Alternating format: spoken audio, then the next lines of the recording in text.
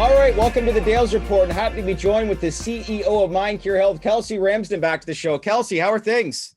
Tremendous. Things are great. It's great to be here. We might as well be honest. We were recording an interview and I forgot to press record, but here we are this time. We might as well. That's why we're smiling, laughing. But besides all that and getting my coffee here this morning, how are things? You look great. How's the summer been for you? Summer has been tremendous. I took a couple of days and went on a fishing trip out west. I go to Haida Gwaii every year. And so spent some time out there with the whales and the fish and, nice. Now back in the game. So it's important to take a hot minute, to fill the bucket. And even though this work is tremendous, I won't lie, it's been 16s and 17s for 7 months. So a moment was well received. Well, when you talk about back in the game, what's your feeling about the industry right now? We had a great finish last week. People you're speaking to within the industry, are we seeing some momentum? Because a lot of people talk about how the back end of 2021 from an investment standpoint could be very promising for the industry. Yeah, it is back in the game. I think a lot of folks were waiting for the Itai list to be a catalyst. I think, really shortly after that, people were going, what's going on? It didn't create the uptick that we all expected. But then, out of nowhere, I think the coverage and then real investors take a bit of a minute to look at the fundamentals of an industry and understand it. So about a week after, then you started to see this material uptick. So I'm encouraged by it. And I'm encouraged by the fact that it wasn't just sentiment, that it was fundamentals. That's what I really love, is like real investment. That isn't just kind of following a one-day thing. It's going, okay, who do we want to put our money on and how do we want to put our money there? So you believe a lot of the bank coverage news that's come out recently has really turned the corner for the industry? Oh, absolutely. Again, it gives people a window into how to understand the different types of business in the space. And it gives people something to hold on to go, okay, here's what we can expect, as opposed to just, one or two press releases doesn't really make a business. No. And that coverage dives deep and rich. The coverage, they don't invest lightly in who they choose to cover, because it is a tremendous amount of work diving into these plans and really weeding through the truth.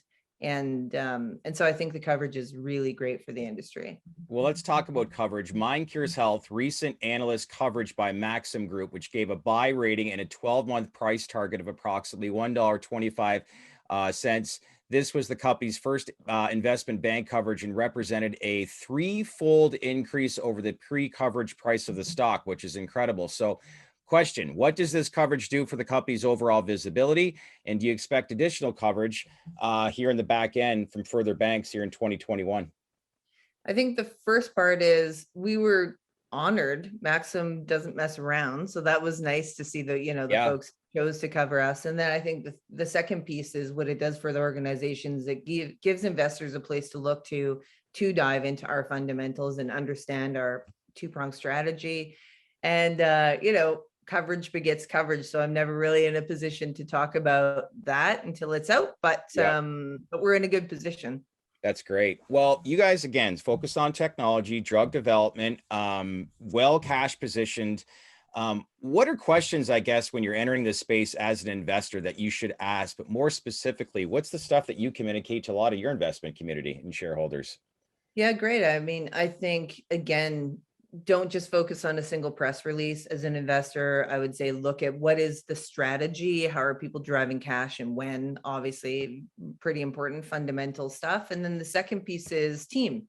Right. Can these people execute on their promises and do they deliver on the commitment? So I feel really fortunate. We built a team that I wouldn't change a thing.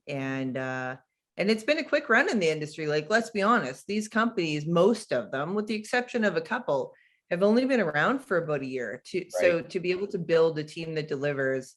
So I would just encourage investors to look at, who's leading and who's delivering on these teams. Do your due diligence. Investors should know back-to-back entrepreneur of the year for you. So that speaks volumes in execution. So we got to highlight that. News earlier this week. Let's talk about drug development. MindCure announced not one, but two provisional patent applications for two chemical synthesis processes to create Ibogaine. So that what this pretty much means is that you have two different ways to create the molecule. So the identified routes may provide advantages of improved isomeric purity, increased purity and chemical isolation potential. So walk us through the significance of this and what this all means in the research community. Great. So there's 3 points I want to make sure people hear. One is, turns out Ibogaine's not easy to synthesize. Of course, and that was, so this is why we went after it. I figured if we're going to spend investors' money on something, let's really, let's do the risk and reward profile. People who are investing in psychedelics are at the early stages of an industry. And so I think the risk profile is greater, and so their reward profile should be greater. So we went after Ibogaine. It's such great respect to the chemists who spent about 6 months now working on this chemistry, have found 2 routes, which was also phenomenal. We placed our bets on 2 because we actually, we're doing a lot of this, and both proved Ibogaine, just tremendous. What the second part of the news story means for investors is that both routes are being considered for what's the most cost effective, what can we produce with the most certainty and consistency. So it's always great to have optionality. Yep. So that's good news.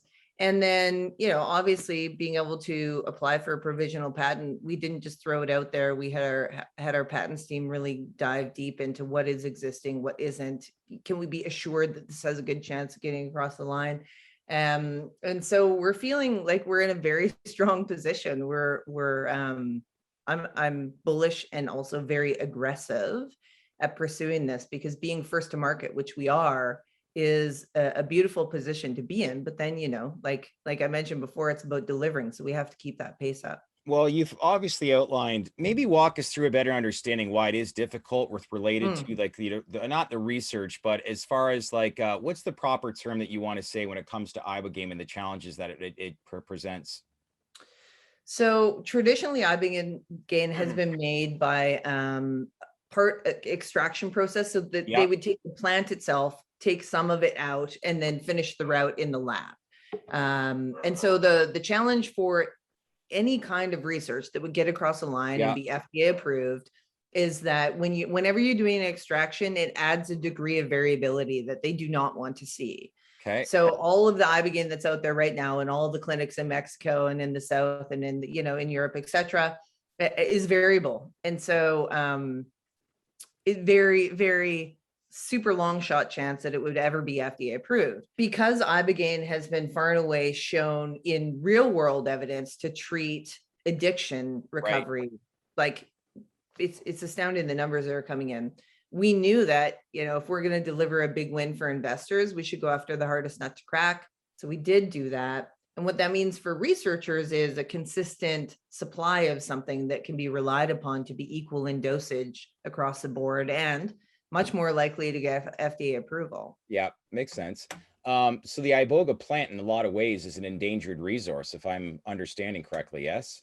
Yes, that's absolutely right. So it comes out of Gabon and it's endangered. And so it's becoming increasingly more difficult to get.